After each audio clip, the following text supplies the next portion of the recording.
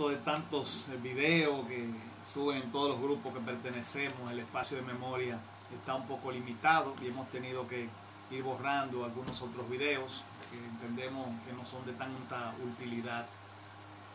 Bueno, hemos visto ya que Israel habitaría seguro y disfrutaría las bendiciones del pacto.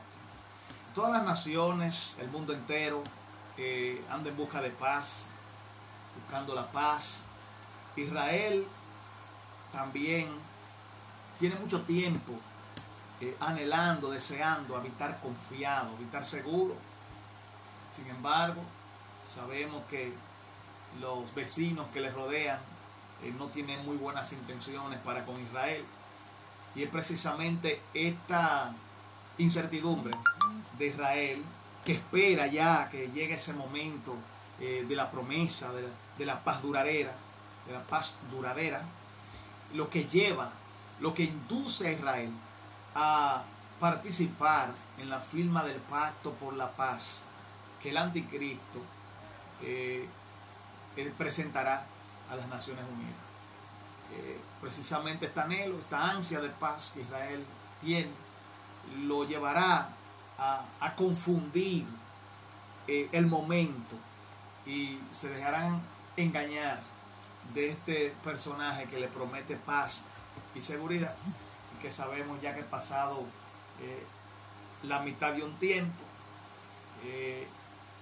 él se sentará en el templo, en el trono de David, haciéndose pasar por Dios, romperá el pacto, se acabaría esas promesas de paz. Israel tendría que salir en desbandada, huyendo de lo que se originará en ese momento, una tribulación como nunca antes la había vivido Israel. Mira que Israel ha vivido grandes tribulaciones, pero sin embargo esta será histórica. Sin embargo, en el reino milenial ya llegará ese momento anhelado de las naciones, especialmente de Israel, de tener un reino de paz, un tiempo de verdadera paz. En la parte B habla sobre que el tabernáculo de Dios estará en Israel y el pueblo será santificado. De todos los lugares de la tierra, compuesta por más de 200 países hoy en día, hay lugares cuyas tierras son bastante hermosas, como Suiza. Hay otros lugares que representan ciertamente gran influencia hacia todo el planeta, como lo es Estados Unidos, donde está la sede de la Organización de las Naciones Unidas, en la ciudad de Nueva York, por ejemplo. Sin embargo, nuestro Señor Jesucristo no elige Nueva York, no elige Suiza, no elige Dinamarca, no elige París, la ciudad de L'amour, como dicen, la ciudad del amor, L'amour. No elige Berlín, en Alemania, sino que elige Jerusalén. Y es una manera ciertamente de redimir a Israel. De todo ese tiempo de gran tribulación que ellos pasaron, ellos serán redimidos durante este reino milenial, porque el Señor establecerá su trono, se sentará a gobernar las naciones precisamente desde Jerusalén, capital histórica de Israel. Y digo capital histórica porque actualmente la capital política de Israel es Tel Aviv, pero la histórica es Jerusalén. Por cuestiones de conflictos que se generarían, tienen a Tel Aviv actualmente como capital política. Dice que los versículos 27 y 28 dan continuidad al tema de que las bendiciones que resultan del reino del Mesías, en ellos se enfatiza el hecho de que el tabernáculo de Dios estará en su pueblo. Los judíos tenían el templo como su lugar de comunión. Por tanto, cuando oraban en tierras extranjeras, lo hacían con la mirada dirigida hacia Jerusalén, o lo hacen aún que no esté el templo ahí, donde habían estado el santuario de Dios. Pero En el milenio otra vez el santuario estará entre ellos, lo cual indica que el pueblo podía contar con la ayuda y la misericordia de Dios. Durante el peregrinaje de Israel por el desierto, el tabernáculo del Señor estaba en medio del campamento y ello era una garantía de la protección divina. Ellos se movían y llevaban el tabernáculo, llevaban el arca. Donde quiera que ellos iban, llevaban el arca.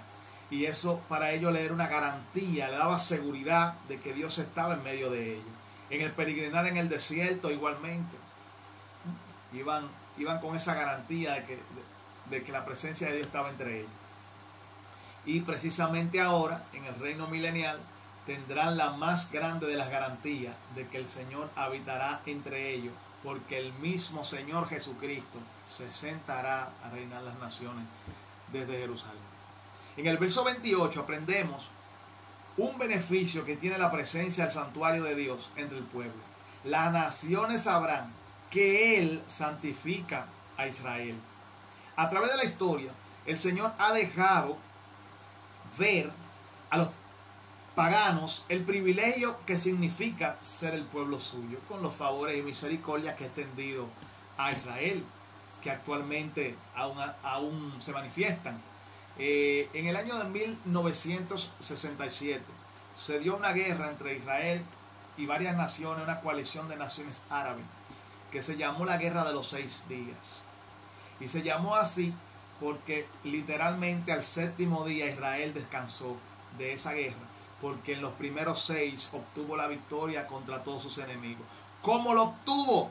Estrategia militar, alianzas, simplemente porque Jehová está con ellos. Años después, nuevamente en el 76, se unieron más naciones todavía más poderosas, en lo que se desarrolló lo que se llamó la guerra de Yom Kippur. Yom Kippur es el día del arrepentimiento, la fiesta de arrepentimiento y de purificación.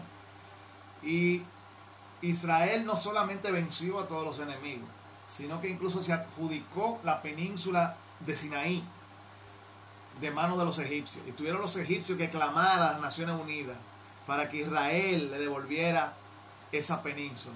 Y de ahí va una alianza, un convenio que se firmó entre Israel y Egipto de no agresión, un pacto de no agresión.